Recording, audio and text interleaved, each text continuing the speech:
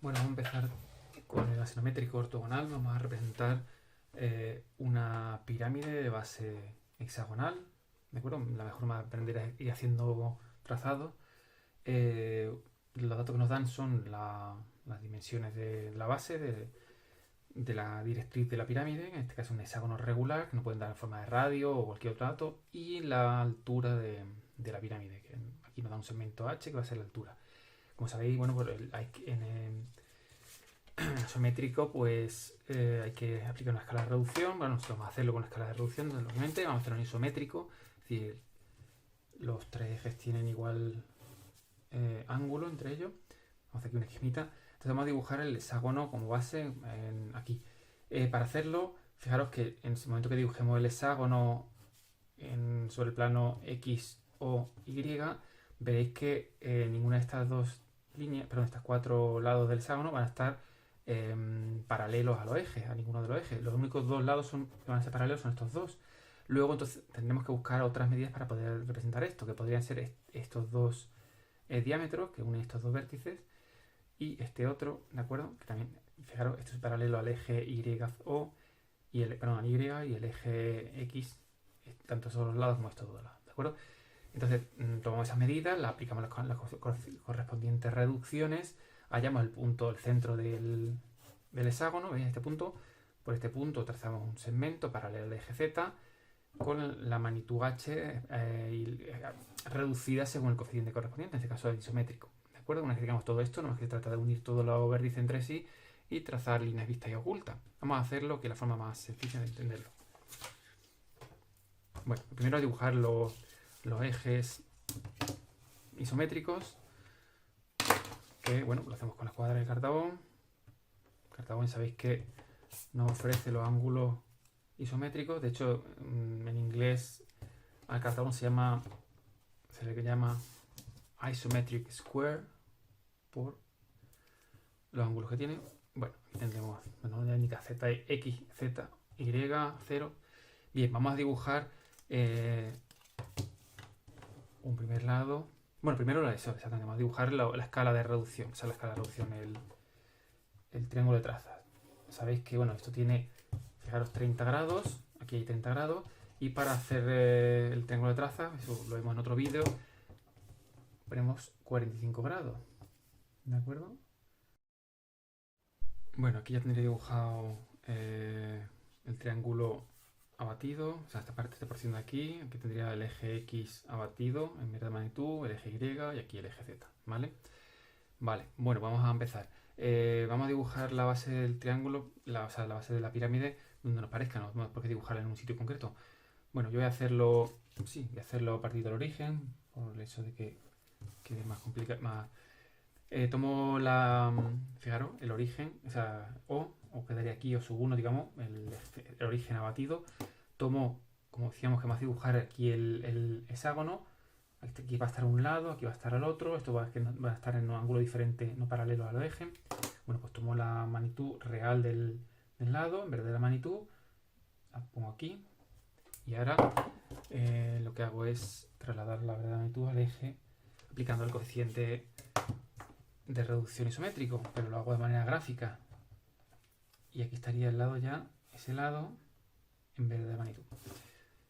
¿De acuerdo? Ahora el otro paralelo. Sabéis que para la distancia que va a haber entre este lado y este, esta magnitud, que va a ser perpendicular, esta magnitud de aquí, va a ser perpendicular a este eje, por lo tanto, paralelo al eje Y. Tomo esa magnitud, ¿de acuerdo? A partir del origen, porque va a ser a partir de este lado, a partir del origen en el eje Y abatido.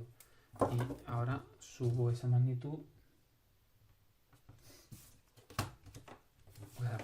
la traslado con el correspondiente coeficiente de reducción, hago digamos que deshago el abatimiento, ¿de acuerdo? Vale. Esta magnitud estará aquí, el lado estaría aquí, paralela a esta magnitud, al eje Y, perdón. Trazamos una paralela, ¿de acuerdo? Y ahora trazamos una paralela al eje X, ¿de acuerdo? Por aquí. Fijaros que uso el escartabón, que es la que me da los ángulos de simétricos. Y ese rectángulo, como dibujo aquí, sería este rectángulo del hexágono, ¿lo veis? Ahí. ¿De acuerdo? Ese rectángulo estaría dibujado ahí. Ahora tenemos que dibujar estos, digamos, triángulos que quedan para el hexágono. El punto medio, pues fácilmente lo podéis encontrar trazando, ¿veis? Diagonales que se cortan entre sí.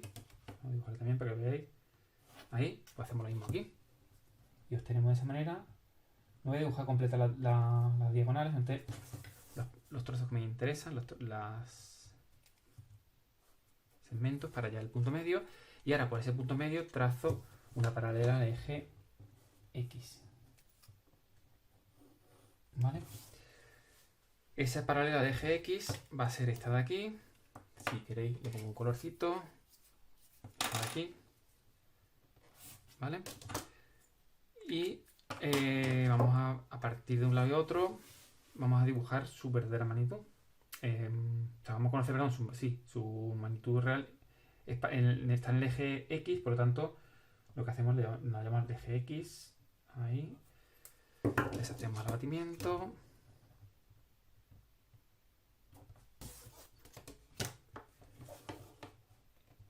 Y eso es lo que valdría, este segmento de aquí es lo que valdría. Pero claro, tenemos que colocar mitad y mitad hacia un lado y hacia otro. Bueno, pues lo que hacemos en vez de...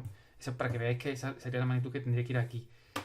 Como es justo el centro, podemos hacer la mitad. Ah, claro, sí, ay, qué tonto soy. Disculpad, claro, sí, el hexágono, no me acuerdo, me he despistado. El lado del hexágono igual que el radio, por lo tanto, efectivamente, esta magnitud es igual que el lado.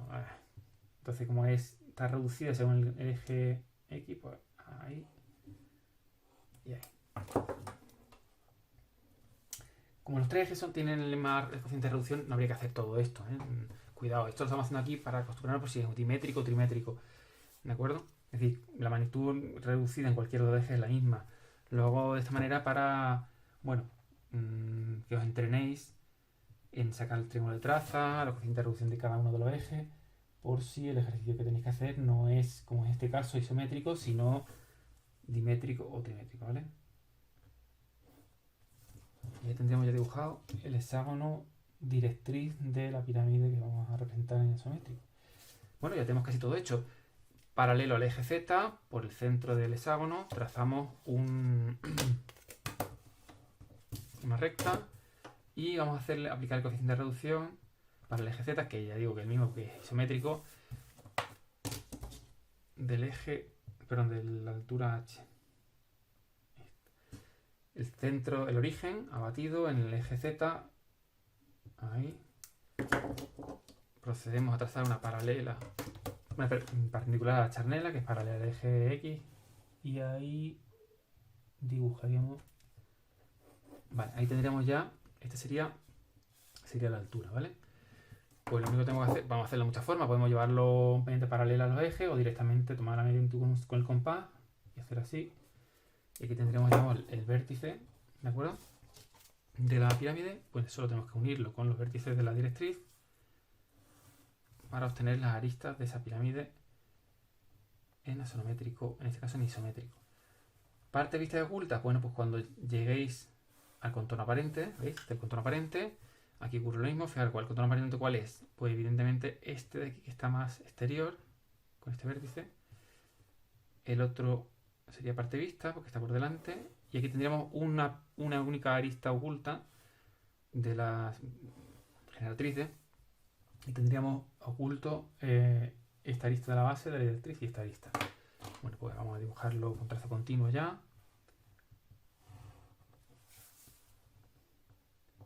Pero con trazo continuo, con trazo grueso, definitivo.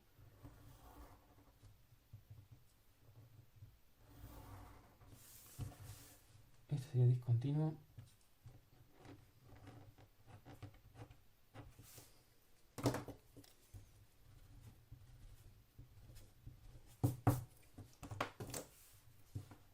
Este otro lado de la directriz de la base también discontinuo.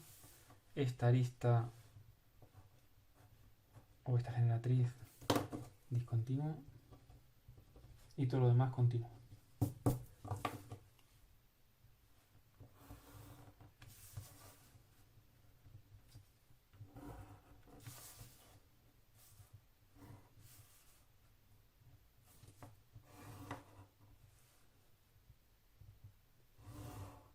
¿De acuerdo? Fin.